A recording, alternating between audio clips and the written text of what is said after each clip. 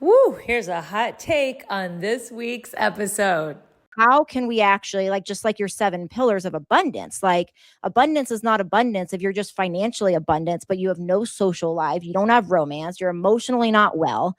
That's not really the definition of abundance. So like a good relationship, like it has all of these pillars. You have that security and that safety, but you also have time for that sexiness. Don't look back, let's go.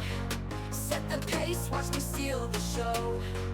Higher ground, yeah, I'm rising fast. This is my moment, it's built to last. Keep the focus, keep the drive.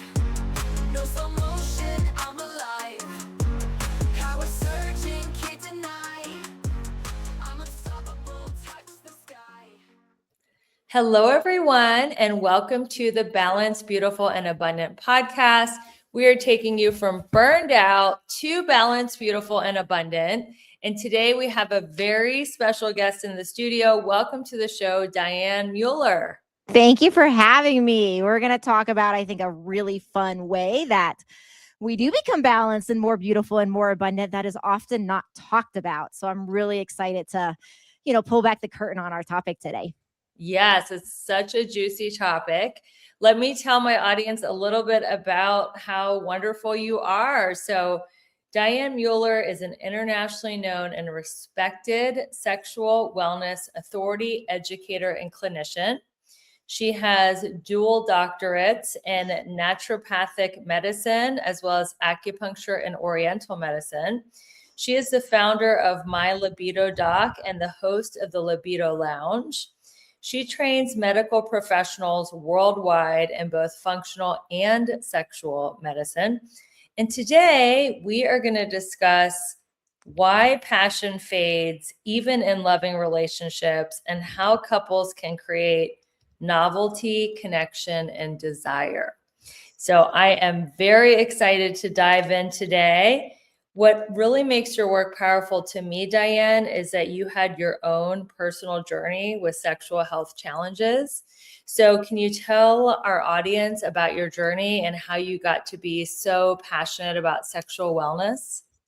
Yeah, I have a couple stories that really are great for this topic. And one is when I was in my early 20s, I started experiencing this very, very annoying vulvar pain. And the vulva, just in case anybody doesn't know, is that part of the outside of the vagina, like the labia and that area. And this pain was real annoying because I went to doctors. This was before I was medically trained, and every test that was run was normal. And I was at night lying in bed night after night. That's when the pain would really exacerbate and flare, not able to sleep. So one very brave day, I start talking to my roommate about it. And my roommate had a very open conversation in general. She had just an open nature in talking about sex and talking about self-pleasure. So I shouldn't have been surprised when she handed me a book. And the book she handed me is called Sex for One by Betty Dodson. And I grew up very, very Catholic. And so this was extremely challenging to receive this book. But I took it. And lying in bed one night in this pain, I decided to start to read it. And it was very interesting. It had a much different approach than I would have thought. And there was story after story after story of people who are having all sorts of different improvements in their body and in their wellness from a self-pleasure practice. And some of these people had experienced pain relief. So continued in the brave fashion. One night I decided to self-pleasure for the first time, and lo and behold, the pain went away. So that was one of those aha moments that we get, I think, sometimes as growth-oriented individuals, that was oh, how could something that is bad or wrong or shameful have the capacity to heal me when nothing else can? And so that was kind of my first intro into sex and into really just wanting to know more about it, not just from an experience perspective, but from a science, a research, what's really happening here and why are we as humans, why is this, beyond just procreation? So that was the initial kickoff. And then that did not launch my career by any means. I went a very different way in my career. I have multiple businesses like you. Mhm. So I went off and created another business that I still own today. And it was only a few years ago when I decided I was really interested in speaking out about this very intimate topic. And I would have thought I was, what I was going to do this, but it became one of those things that happen to us in life. That's just like those passion moments of like, I have to speak up. And that started after I was married, and I was trying to fix the problems of my marriage by becoming polyamorous. And so That's brave. It was your idea, not his. it was his idea. He had wanted to do it for years, and I had said no. And eventually things had gotten to a point where I was like, well, something has to change. So I was like, okay, let's give this a whirl. So, what was really interesting about that experience was a lot of people think about that and about sleeping with other people and think like jealousy comes up. And Mhm. I actually did really well with jealousy. I that came up, but that was not my biggest struggle with it. My biggest struggle was all this other drama that nobody other like talks about around like what is it like to feel your partner falling in love? What is it like to have to navigate other people's needs because then, partner has multiple girlfriends and they have their needs and they have their wants and they want to go on vacation and we're navigating schedules and feelings, and it was more just like a lot of logistics and a lot of feeling like deprioritized and all these other things that came up. And one of the most interesting things for me about it was like really learning that monogamy has its challenges, polyamory has its challenges. They have different challenges. One is not fixing the other. And it's more around like, I think, making a decision around what challenges in my life are the challenges that I want to work on. What are the challenges that I'm like, this is the way I want to approach my relationship. And these are the challenges that, yes, I want to sign up for. And so that led me to believe, to really like say that monogamy was the way for me, that polyamory was not my deal, and ended up leading to divorce because we wanted different things. And when I met my current partner, we've been together for 5 years now. It was actually we were both poly at that time and actively chose monogamy afterwards. So it was very interesting in all of this. And in the end, that's a lot of what informs my work. And that's when I just started really feeling like, oh, this is such a common problem that people have of like the sex dies, the passion dies. It's not prioritized. Who has time for this when they're building careers and raising children and all these things? And so, developing a system and studying this to help women and help couples really get back on the same page with their passion and the priority and actually decide that, hey, they want to be together. So how can we start to make this relationship hot and passionate and amazing and full of romance in this world where we are busy and a lot of people don't feel like we have time for that. So that was really kind of when I started saying, I got to get out here and start talking and teaching about this. So I have 2 questions. Thank you for sharing that story. One, what is the business that you had before you became an expert in sexual wellness? Lyme disease. So, and I still have that business, and that still is, it's interesting. You're treating people with Lyme disease with your functional medicine. Correct. Okay. Correct. Yeah, Lyme disease, and so I see people one-on-one in that business, and it's interesting in that a lot of people are like, "Well, that's a big jump." And there's an element where it is, of course, like the conversations are very, very, very different.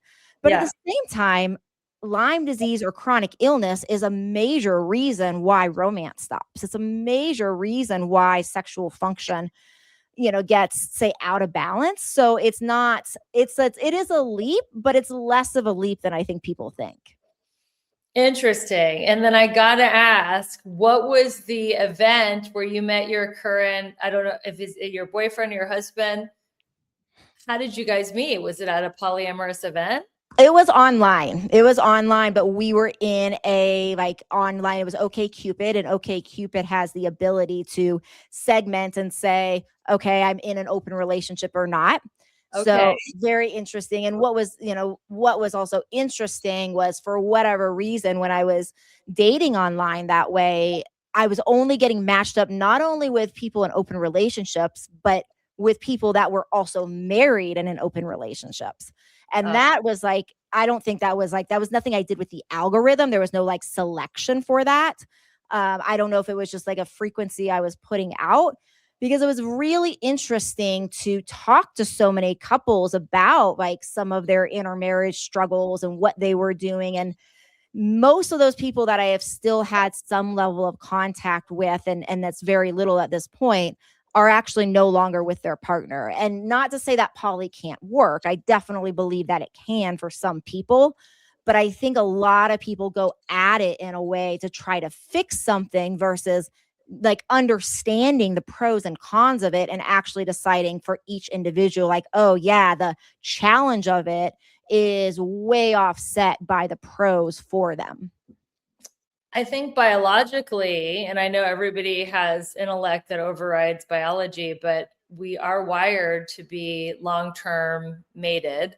Doesn't mean life. It means you could have several long-term mates. I'm just saying, like, before society and big white weddings and rings, like cavemen and cavewomen, I think they were like mated primates. What do you think about that? You're the scientist. Well, there's actually been studies on this, and it's really interesting. We have a hormone in our body called vasopressin, and vasopressin is a bonding hormone. It actually is released. We talk about oxytocin being released in orgasm, which it is, but for men, vasopressin is released at orgasm even more than oxytocin. And the studies on vasopressin have been animal studies. They've been on prairie voles mostly, because prairie voles will mate for life.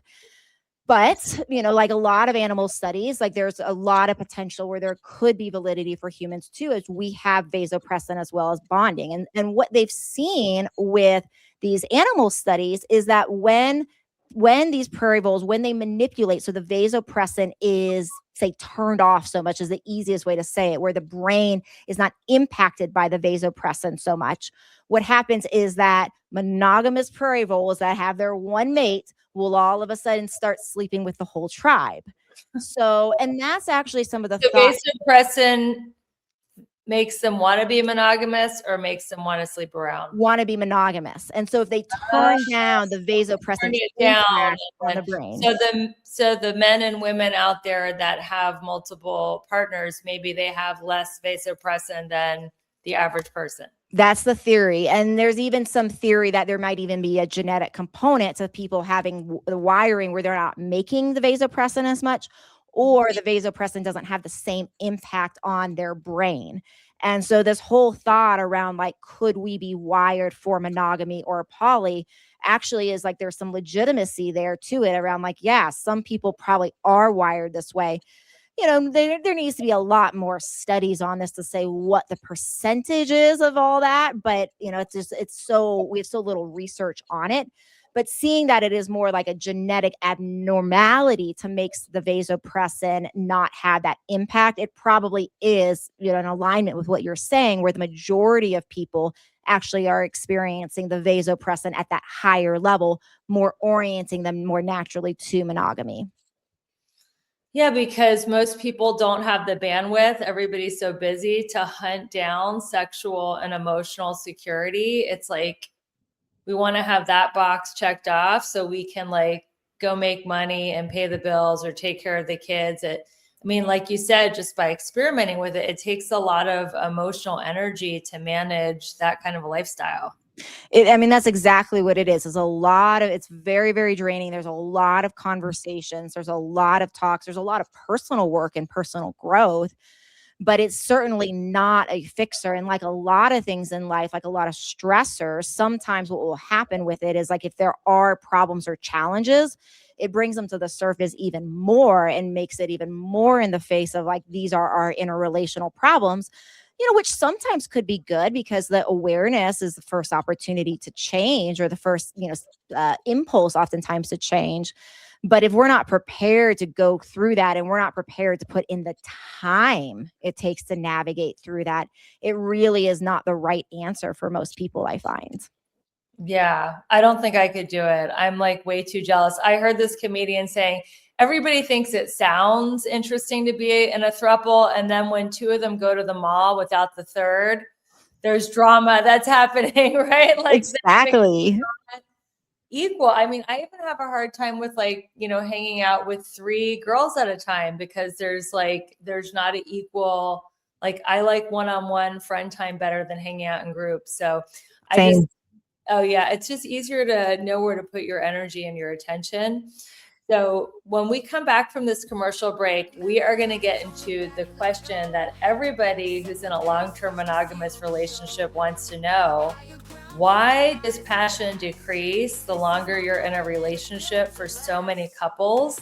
And what can we do to spice it back up? We will be right back after this quick commercial break. And thank you so much for watching the Balanced, Beautiful, and Abundant Show.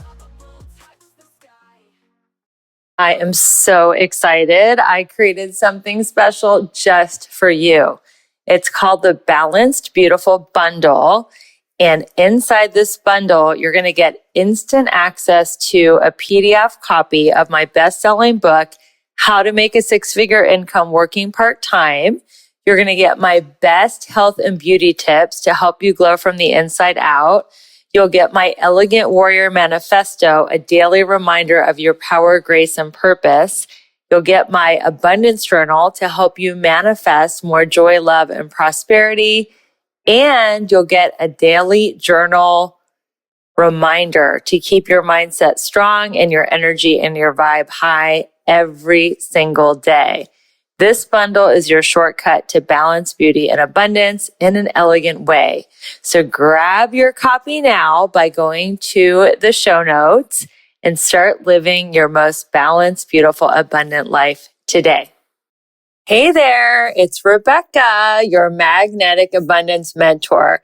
Let me ask you something. Are you feeling stuck, burned out, or like life just isn't as juicy as you know it can be? If you're nodding right along, it's time for a breakthrough. My coaching program is designed to help you align your life in all 7 pillars of abundance: spiritual, physical, emotional, romantic, mental, social, and financial. So you can finally live that big, bold, sexy, and adventurous life you deserve. And here's the best part. I'm inviting you to schedule a breakthrough call with me. No pressure, no sales gimmicks, just a genuine chance to experience my coaching firsthand and get crystal clear on what is next for you. Because your best life is not a someday thing, it's a right now thing. So click the link in the show notes to book your breakthrough call and let's start making magic together. Your next level is calling you. This podcast review is from Bring It On, and she says that the Balanced, Beautiful, and Abundant show is amazing and inspiring. She goes on to say, I believe this show is a place where women can come and really learn and grow. Rebecca creates a strong and safe space for women to share and be vulnerable. I highly recommend this podcast. Thank you so much, and it is absolutely a safe place for all women to come and learn. Thanks for being a great listener. Don't look back, let's go. Set the pace, watch me steal the show. Higher ground, yeah, I'm rising fast. Welcome back. We are here going from burned out and overwhelmed to balanced, beautiful, and abundant. And I teach about the 7 pillars of abundance. And I love that Dr. Diane can speak into so many of them. Obviously, romance, physical, emotional, even spiritual, because the right kind of sex can help you get a spiritual experience. And we are talking right now about the question that is on so many long-term monogamous couples' minds. Why has the passion died? We still love each other so much. And how can we get it revved up again? Dr. Diane, what are your thoughts? It's such an important question. And it comes down to a lot about dopamine and a lot about habits. So when we go back to, say, the early relationship where we had that new relationship energy, NRE as it's called, we're essentially addicted to chemicals in our brain. The number one is dopamine. And what's interesting about dopamine, a lot of people, there's a lot of dopamine talk, right? It's like a lot of people are talking about dopamine in relationship to push notifications and short videos and all of the stress in our body that's making us feed on dopamine. But dopamine is not just about that reward that you get when all of a sudden a push notification or a text comes through that you're waiting for. It's also about that desire and that motivation. So taking it back to that new relationship where there's all those juicy chemicals, what's happening is every time when you meet somebody and you're like, okay, well, are they going to text? Are they going to call? Are we going to have our first date? As your brain is thinking about them, you're actually starting to secrete dopamine. And that's creating this desire, this longing, this, oh my goodness, I want this person. I want this person. I want this person. Then they text. Then they call. And you get even a bigger boost of dopamine. And that happens over and over again with every new thing. So first date, how's it going to be? Thinking about it, dopamine, dopamine, dopamine. First date, it goes well. Boom, more. First kiss, second date, first vacation, on and on and on and on. And we live in this beautiful bubble of this until we get to usually what's a pivotal point of combining our lives. So whether this is getting married, whether this is moving in together, whether this is sharing keys to each other's houses, anything that is all of a sudden making things predictable and habit forming, where it's like, I just know I'm going to wake up and see them, or I know I'm going to get home from work and see that person. And so when we start to know, the brain doesn't secrete that dopamine anymore. And there goes the motivation, that drive, that desire right out the window with that dopamine. And so what tends to happen for people is we tend to form these habits in our relationship that are very similar to the habits we form in our sex life. And with sex, it's very common. People are going to, I think, get this very easily. So if anybody's listening, the thing that I listen for is, or think about here is, think about the last time you made love and how did it start? What'd you do next? Was there a position you did? Maybe a couple positions you did? What was the grand finale like? And then think about that pattern and think about the last time you did that pattern previously. And what you're probably going to notice is that most people form these sexual scripts. I do this, you do that, they do that, bing, bang, boom, finale. Right. And that is the opposite of desire, because desire is about kind of this unknown, this dopamine. When we get into these relationships and we feel all these other things, safe, secure, all these other wonderful things, the brain isn't kicking these chemicals out. And so then all of a sudden we get into these habits and there goes all of it because the brain knows what to predict. So left to our own devices, which is what I help people get out of, their own devices, out of their own way. Left to our own devices, we just continue that sexual script for eternity. And we go on autopilot and we're in this state and we're not even thinking about it. And that's really why the passion dies, is because the dopamine process dies and we don't do anything to stop it. We don't do anything to intervene, but we can. Okay. Well, that was a great explanation. We get into kind of a routine and we have the same type of sex every time because we know it works. So how do we spice things up and change it up?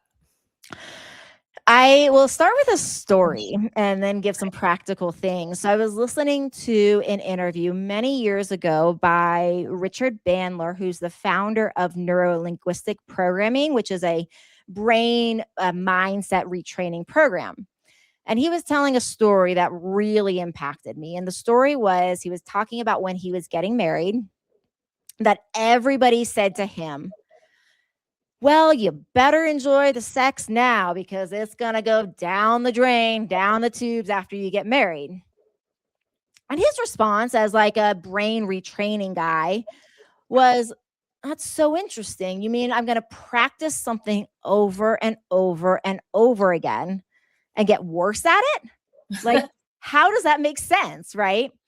And so the analogy and the answer to your question on what do we do about it, there's many things we can do about it. But if we think about learning an instrument like a guitar, we're picking up a guitar for the first time, we're going to like learn maybe the C chord. And when we learn a new chord and we have it down and we got it dialed and we're strumming, it's like, I finally got it where it sounds perfect and there's no twanginess and I hit every string perfect.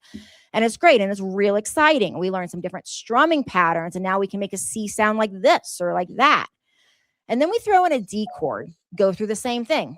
We throw in an F chord. And now we have 3 chords and all these strumming patterns. And it feels like when we can do all these different things, but we just get stuck. And that's the habit. So part of the novelty is actually bringing in new chords. It's helping people see like, oh, there's hundreds of positions. There's hundreds of different ways we can role play if that's interesting. There's different outfits. There's different toys. There's different ways we can embody ourselves, right? There's different places. There's all these different ways in monogamy we can actually spice things up and make things new.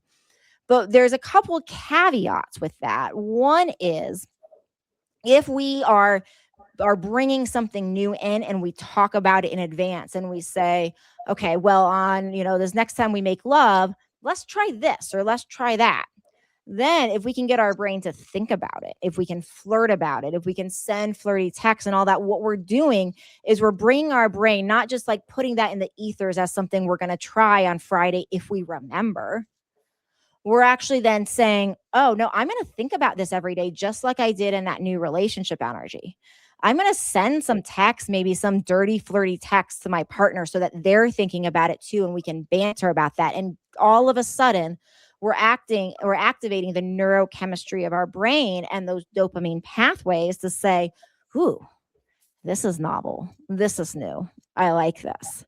And so that's one caveat. And the second caveat is how we talk about it. And that is pivotal. But before I go into that, I want to make sure to pause since I just said a lot. You said a lot. I think acting as if it's the beginning of the relationship. You're sexting, you're flirting, you're giving them, that look and teasing and all the stuff. That is big because people just fall into friendship mode and it goes from romantic to platonic. And if it was a new relationship, you'd be a lot more on. People are really like charming and they're on, even at dinner, I see couples, especially younger couples with their phones out. I mean, I remember going to this super fancy restaurant when I lived in LA. And I saw this younger couple in huge sweats because that's what's in for them. If you wear huge sweats, like no judgment, but it was a very fancy restaurant. And they were on their phones. And I'm like, this is the opposite of a romantic dinner date. They didn't dress up. So they're not trying to like look sexy for their partner and they're on their phones the whole time. Who knows? Maybe they were brother and sister, but that's how they were acting. Yeah. And I mean, you're right. Maybe they were brother and sister, but I think in relationships, like we act that way oftentimes, even when we're romantic, because we just get comfortable. And, and it's not to say that that's bad, right? There are moments and like lots of moments where that comfort not only is wonderful, it's valuable, to feel like emotionally held, to feel safe and secure, like all of those things are valuable. And at the same time, that newness is like the allure of what drives people to cheat, of what drives people to open relationships and all of that. So it is, a conversation of like, of course, no one person can be our everything. Like we all know that that's impossible. But how can we actually, like, just like your 7 pillars of abundance, like abundance is not abundance if you're just financially abundant, but you have no social life, you don't have romance, you're emotionally not well. That's not really the definition of abundance. So like a good relationship, like it has all of these pillars. You have that security and that safety, but you also have time for that sexiness. And that's another thing that I have found to be really helpful for people. That's a controversial thing oftentimes is actually if you're not having sex on a regular basis, to actually schedule it. And a lot of times people will be like, well, that's no fun. That's not spontaneous. Well, like, but you're not having spontaneous sex anyways. If you're having spontaneous sex, well, you don't need to schedule it. It's really just if you're not having it. And what that does is it puts it in the priority of like, okay, this is like sexy time and all. It like puts it in your calendar of like, oh yeah, just like going to the gym or anything else. But it really helps people navigate those needs around like, well, I also want to be like just comfortable and I want to sit around in my sweats and I want to do these other things. So just like going to the gym and we're like, okay, we're going to put on our workout clothes and we're going to put on our special outfit for this because it's workout time. And when we actually schedule it, it says, okay, well, I'm going to get out of my sweats. I'm going to actually prioritize putting myself together in this way that is sexy, that is alluring. And then I know that tomorrow night I can be, chill in my sweatpants and we can enjoy comfy snuggle time and, on the couch if that's our thing. So it allows for the brain to kind of orient to, I'm prioritizing this. And this is what that means. I love that. I think that is a great tip for couples that are in a rut to actually put it on your schedule and you both can look forward to it, dress up for it. It's so interesting because my next question is about how your healthy libido, you say healthy libido isn't a luxury, but it is a cornerstone for whole body wellness. So people will prioritize their supplementation and their workout and their hydration, but then they're forgetting their sexuality. So can you speak into how a libido is an actual cornerstone for a total whole body wellness practice? Yeah, it's such an important question. And one of the reasons I think is such an important question is because I have found in my work, like my one-on-one work in particular, that when people understand like the value in it, that's usually what helps with the motivation. So like we know if we get dehydrated, we're probably going to get a headache and not feel very well. So we prioritize water because we know if we don't, this will happen. Same thing with healthy eating or moving or anything else, sleep, all the foundations. But I think we don't understand all the benefits of sex. And I think a lot of times with sex, people just think about things like, well, we're getting off, right? We're having an orgasm. And that's great. That's wonderful. Like, who doesn't love a great orgasm? But there's so much more happening here. And when people know it, I think that's what helps prioritize it.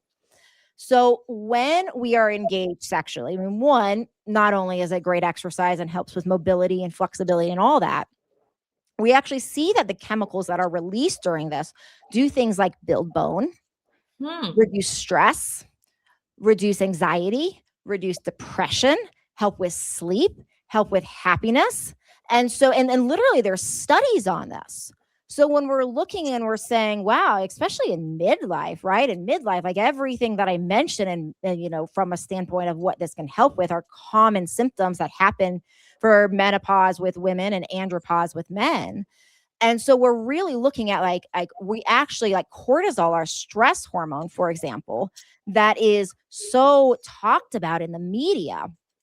And it's something so many people are working on getting it down. Well, oxytocin released through sexual intimacy can actually lower that stress hormone by a lot. And some people will be like, well, 20-second hug has been shown to do that. Well, 20-second hug will raise your oxytocin levels by about, 5 times or so, which sounds great until you realize that that sex and orgasms through sex will raise it about 50 to 100 times. So the amount of oxytocin you're getting in your blood to lower that cortisol with stress is significantly more balancing and more regulating than a kiss or a hug or petting a dog. Like those are all wonderful things, but they're not going to cause you the same level of stress resilience and the same level of cortisol regulation that so many of us are after as compared to having a really, really good heartfelt orgasm with your partner. Wow, that is the tweetable of the day because we are all obsessed with getting our cortisol down. And we know that stress is the number one cause of disease, stress and inflammation. And you're an expert, you're a functional medicine doctor. I did not know what an impact that sex had on cortisol. Yeah. This is one of the top reasons I think it is so important to health. And one of the reasons I think we were given orgasms as a species. Yeah. Is like why else would we have, and for women, like why else would we have a clitoris, this part of our body that literally has zero function other than orgasm and pleasure? Well, our body is a master regulator. We have on switches and off switches for everything. And oxytocin and orgasm are our off switch for stress. that's one of the reasons I think we were given, one of many reasons, but one of the reasons I think we were given such profound ability and capacity to have a lot of pleasure is because of how regulating it is to our body. We're going to pause here, cut to a commercial break. When we come back, I would like you to teach the women, this is a podcast of high achieving women who are go, go, go, how to shift gears and get to a point where they can actually deregulate their nervous system to want to have sex. Because I feel like if somebody is in an adrenaline overdrive, like running around like a crazy woman, checking things off their to-do list, the last thing on their mind is having sex. So we'll talk about that after the break. Thanks everyone for listening. We're taking you from burned out to balanced, beautiful, and abundant, and we'll be right back.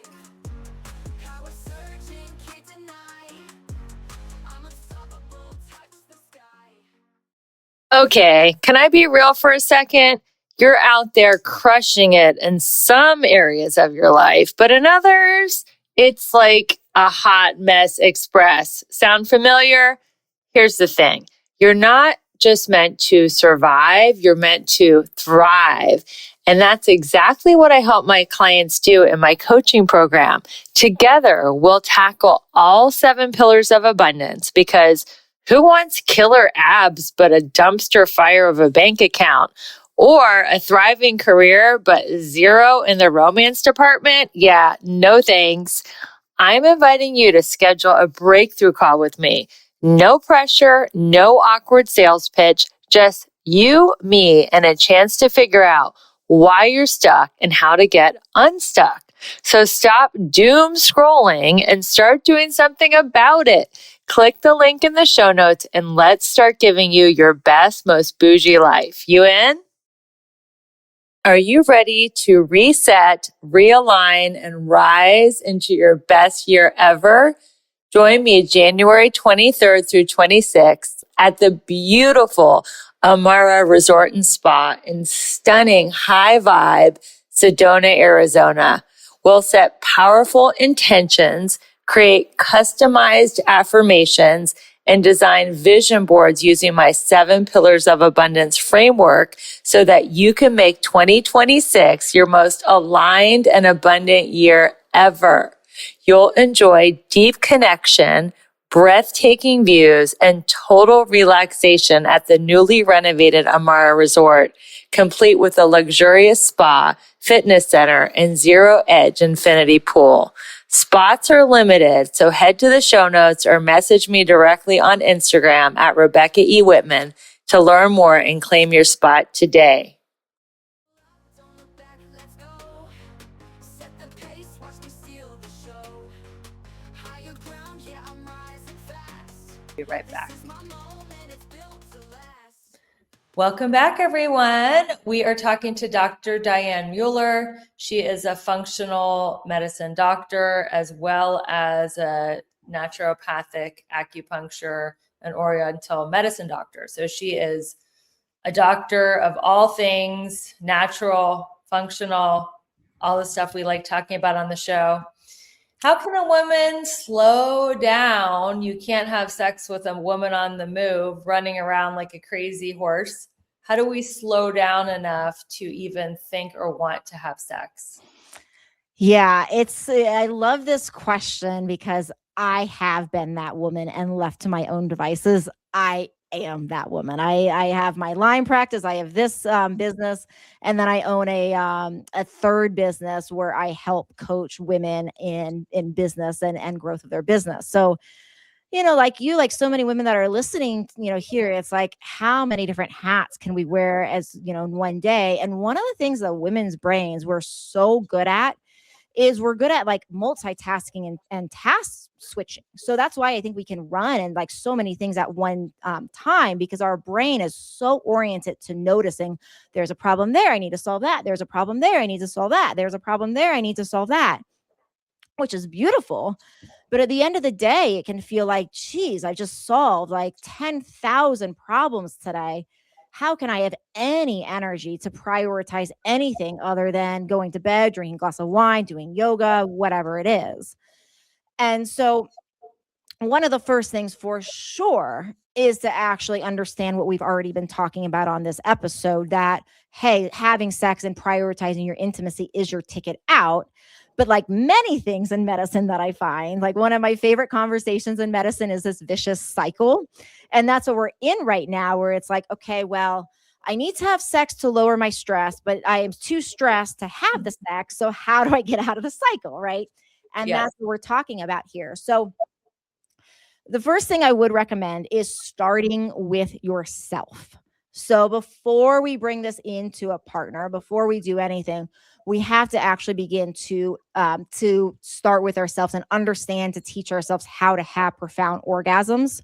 So, and the reason we do this is a lot of different things, right? Not only is it stress resilient, but the more we actually utilize the muscles of our vagina and our pelvic floor, the more we don't lose them. So we can, by having sex, by using self-pleasure techniques, and I have some show and tell for you guys here.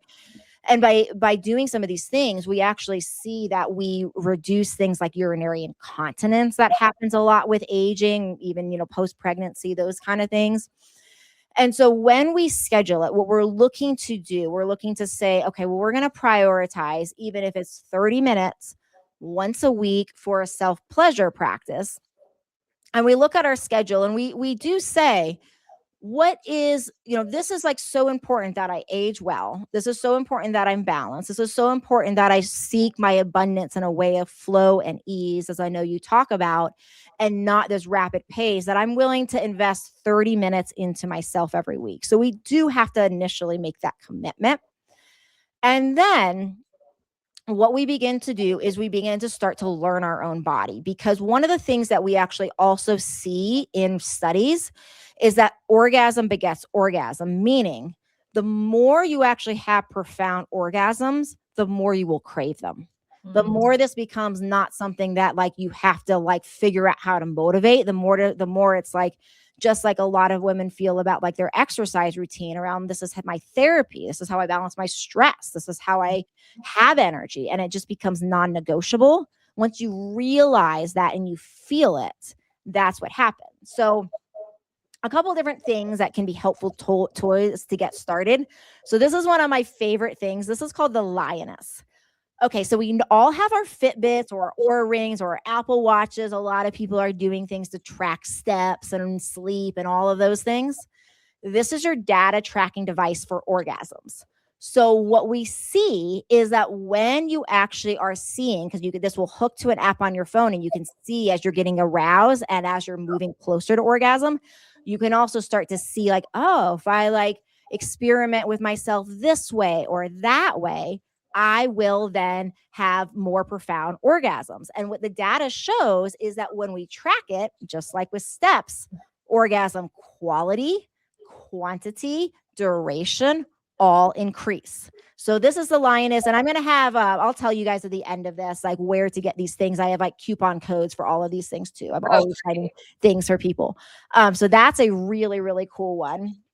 That is crazy, because I have my Whoop watch on. We're tracking like heart rate variability and oxygen intake and VO2 max and all these things, but I didn't know you could track like your sexual health and your orgasms. That is really interesting. Yeah. And hugely motivating. Oh yeah. What you can track, you can change.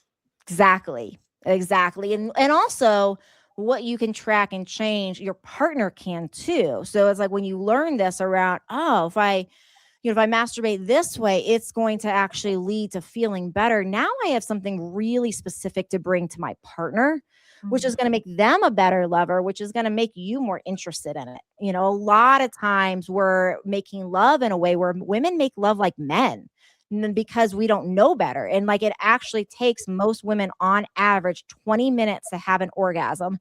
And a lot of times, like, through media and social stuff and whatever, women are expecting themselves, and the men in their lives are expecting them to be able to make love like a man, which oftentimes is way, way, way, way quicker.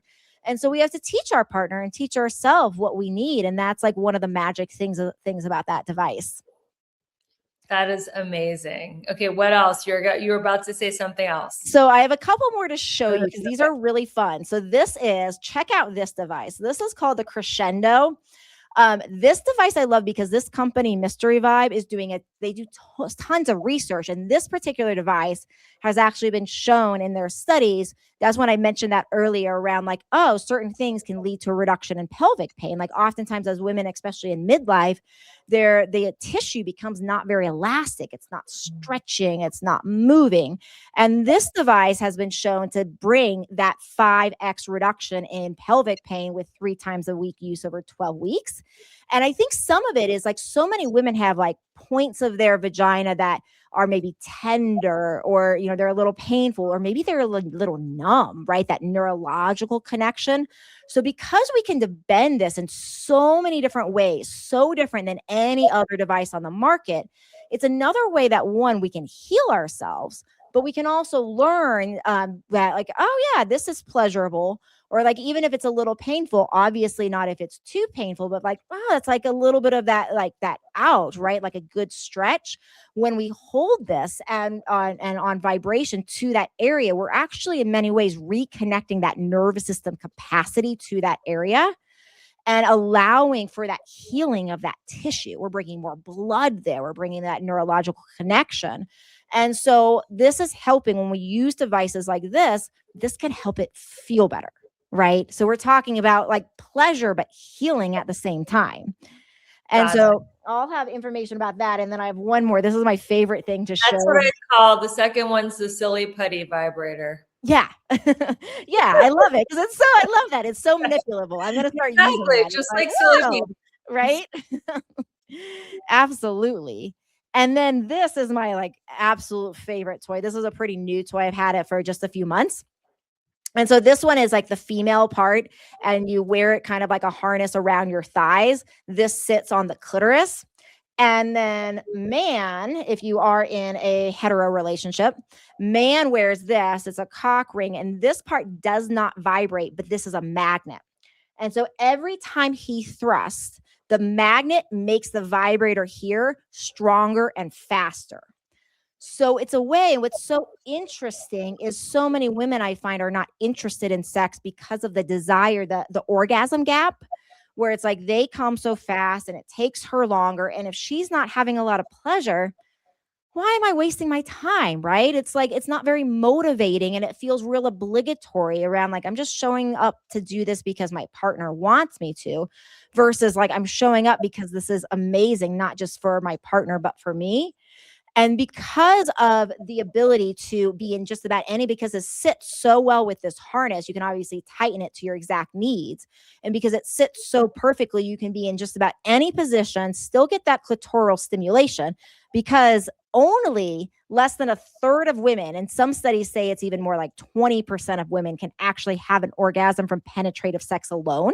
So we got to get that out, that penetrative sex is the way, because for most women, it's not. So you can have that with any position. And then because he's wearing this and with this magnet on here, as he's penetrating, he's actually bringing more, he's controlling the vibration, right? So he still gets the ability to kind of manipulate your clitoris, but he still feels like has a sense of being a huge part of the orgasm. It really helps to narrow that orgasm gap and bring people a lot more into that alignment that is so powerful for them both. So, you know, these toys by no means are necessary by any means, but I do feel like prioritizing it, starting with that self-pleasure, and then these are helpful things that if you want to have these other tools, they really can help many women cross that threshold of saying, oh yeah, now I'm experiencing amazing orgasms. Now I'm experiencing the stress reduction. Now I'm experiencing the anxiety reduction. Now I actually feel happier.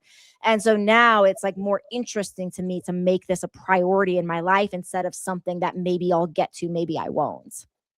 Those are great devices. And, you know, we're in a high-tech era. And if your goal is more connection with your partner and or yourself through self-pleasure practice, these devices can definitely enhance that ride. We're almost done with the interview, Dr. Diane. I'm going to do some rapid fire questions to wrap it up. Are you ready? I'm ready. Okay. My favorite, and finish this sentence, please. My favorite way to help my clients reconnect with their desire is? Communication, helping them understand how to talk to each other. Oh, that's a whole nother podcast. Yep. We didn't even talk about that. Give us a couple quick communication tips. One of the most important things, especially when we talk about anything sexy, is people wind up getting shamed very easily. So Mhm. oftentimes it's really helpful if we're going to bring up like, oh, I want to do this, or maybe I want to change that. The first conversation to have is, how can we actually talk about this in a way where if I'm surprised by what you're requesting or I'm surprised by what you're asking, I can actually respond in a way that's going to help you feel open and not shame. So we plan for the awkwardness and how we're going to deal with the awkwardness before it happens. So we know how to do it in a way where people don't shut down. Well, how do you plan for the awkwardness? You set an appointment and say, Right. "Tonight we're going to talk about some of my sexual needs and proclivities." Yeah. It won't be weird. I teach people the how, the when, and the where of this. And Yeah. part of the when is absolutely is like, it's a really great thing to give your partner like a heads up and say like, not honey, I want to talk, because that usually brings up the guards, but instead say something like, hey, I listened to this great podcast and I just realized I want to be talking a little bit more about like our sex life. And I really want I want to do this in a way where we're just going to both feel really great about this. And I have some ideas, and, would tonight be a good time to talk about it? So then we're setting it up kind of in the positive, but also giving them kind of that warning around like, okay, this might be a little bit more of a question. And so it gives them the opportunity to say, actually, I have like 7 meetings today that are really hard meetings and be really stressed out. Could we do it tomorrow instead? I love it. Okay, next rapid fire. A healthy libido gives people permission to feel blank. Free, connected, abundant. Love it. Last question. Desire increases when people feel more blank than sexy. Confident. And there's actually studies on this. So there's a direct relationship too. And this is another positive. We talked about the negative vicious cycles. This is a positive vicious cycle, is that we see when we are confident, we actually are more inclined to have more sex. But when we have more sex, we also become more confident. So we can work on confidence outside of the bedroom, and that will help us move towards the bedroom. And then when we're in the bedroom, that helps to give confidence that actually goes out into our lives. And this is one of the things too, when we were talking offline around like, yeah, it's so easy to say, okay, well, sex is related to easily 6 of your 7 pillars of abundance. But when we see that sex has a direct relationship on our confidence, it's part of how we can say, oh, even that financial area, it actually can be directly impacted by sex because our confidence does improve when we have it. Well, this will definitely be the last question. It's not rapid fire, but why is it that so many extremely wealthy and powerful people, especially men, they have like crazy high libidos? Yeah, I mean, it's an interesting thing that's brings us to the work of Dr. Emily Nagoski, which is the concept of brakes and accelerators. So it depends upon like what your brakes and what your accelerators are in many ways, because for some people that success, that, being in that prestigious, like having that confidence, all of that is an accelerator. Some people that stress is even an accelerator as well. So, I think part of the answer to this is really helping people understand that for one person, certain things are going to be accelerators, while that same thing for another person is going to put the brakes on their desire and their sex life. And a lot of this is learning your own body, your own accelerators, your own brakes, and your partners, and working together to take off the brakes while you put on the accelerators. That is very well said. Well, Dr. Diane, I could talk to you about this stuff all day. I know we got to wrap up, and my listeners are going to want to find your website and some of the great toys you shared. Where can people stay in touch with you and find you online? So super easy place to get discounts for all the things I mentioned, as well as I have so many free things to get started with. I have ways to bring, downloads to bring novelty back into your life. I have my free ebook on 5 easy ways to better orgasms and romance, lube guide. So you make sure you're using lube that protects your vagina and does not hurt your vagina, which is a whole nother conversation. So I have all of these free guides plus discount codes to all my favorite products all on one webpage, which is havehotsex.com. So if you just go to havehotsex.com, you'll find all those goodies and more. Well, that is a very interesting name for a website for a doctor.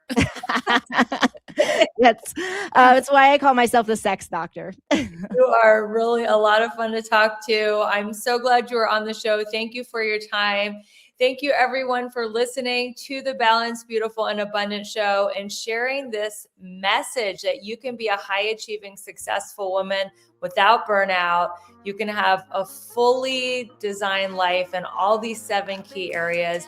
You can be balanced, beautiful, and abundant, and you can achieve happiness through alignment, not the hustle and the grind. Thank you so much for sharing this episode with a friend. Feel free to take a screenshot, tag me, or Dr. Diane Mueller will reshare it in our stories. And until we meet again, keep your vibe high and magnetize. Bye, everyone. Thanks, everybody.